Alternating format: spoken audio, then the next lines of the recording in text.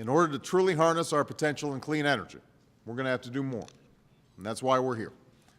In the near term, as we transition to cleaner energy sources, we're going to have to make some tough decisions about opening up new offshore areas for oil and gas development. We'll need to make continued investments in advanced biofuels and clean coal technologies, even as we build greater capacity in renewables like wind and solar. And we're going to have to build a new generation of safe, clean nuclear power plants in America. That's what brings us here. Through the Department of Energy, under the leadership of Nobel Prize-winning physicist Stephen Chu, although just a quick side note, when he was talking to some of the instructors here, and they were talking about currents and this and that and the other, I indicated to him that he could have saved a lot of money. Instead of getting a PhD, he could have come here and learned some of the same stuff. But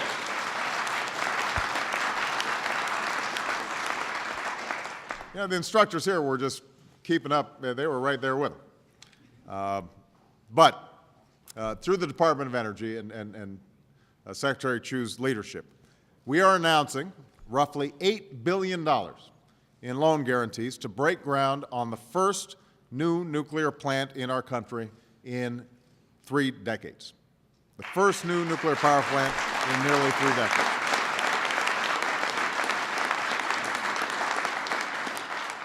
It's a plant that will create thousands of construction jobs in the next few years, and some 800 permanent jobs, well-paying permanent jobs, in the years to come. And this is only the beginning.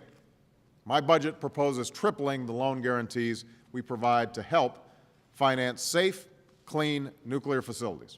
And we'll continue to provide financing for clean energy projects here in Maryland and across America. Now, there will be those that welcome this announcement, those who think it's been long overdue. But there are also going to be those who strongly disagree with this announcement. The same has been true in other areas of our energy debate, from offshore drilling to putting a price on carbon pollution. But what I want to emphasize is this. Even when we have differences, we cannot allow those differences to prevent us from making progress. On an issue that affects our economy, our security, and the future of our planet, we can't keep on being mired in the same old stale debates between the left and the right, between environmentalists and entrepreneurs. See, our competitors are racing to create jobs and command growing energy industries. And nuclear energy is no exception. Japan and France have long invested heavily in this industry. Meanwhile, there are 56 nuclear reactors under construction around the world, 21 in China alone, 6 in South Korea, 5 in India. And the commitment of these countries is not just generating the jobs in those plants, it's generating demand for expertise and new technologies. So make no mistake, whether it's nuclear energy or solar or wind energy, if we fail to invest in the technologies of tomorrow, then we're going to be importing those technologies instead of exporting them. We will fall behind. Jobs will be produced overseas instead of here in the United States of America. And that's not a future that I accept. I know it's been long assumed that those who champion the environment are opposed to nuclear power. But the fact is, even though we've not broken ground on a new nuclear power plant in 30 years, nuclear energy remains our largest source of fuel that produces no carbon emissions. To meet our growing energy needs and prevent the worst consequences of climate change, we'll need to increase our supply of nuclear power. It's that simple.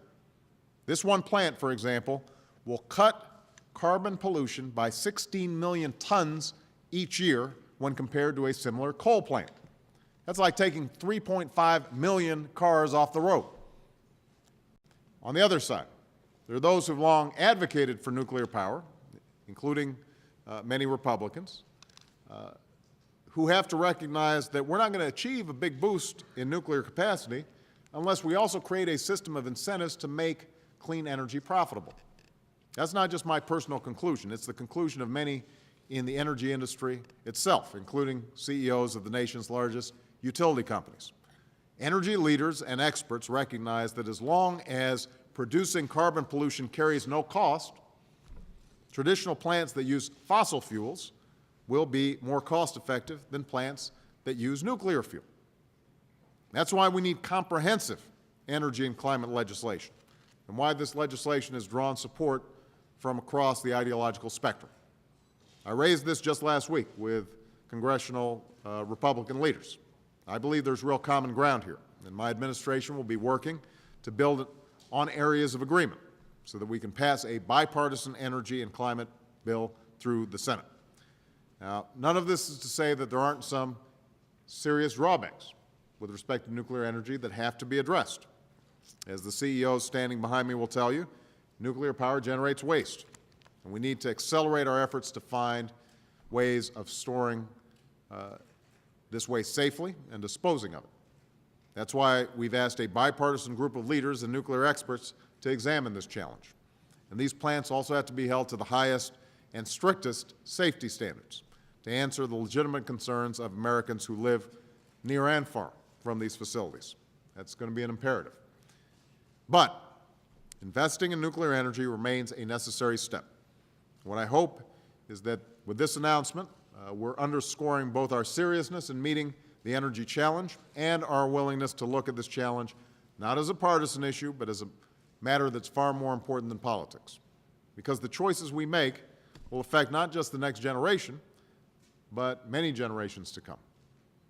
The fact is, changing the ways we produce and use energy requires us to think anew, it requires us to act anew, and it demands of us a willingness to extend our hand across some of the old divides, to act in good faith, and to move beyond the broken politics of the past.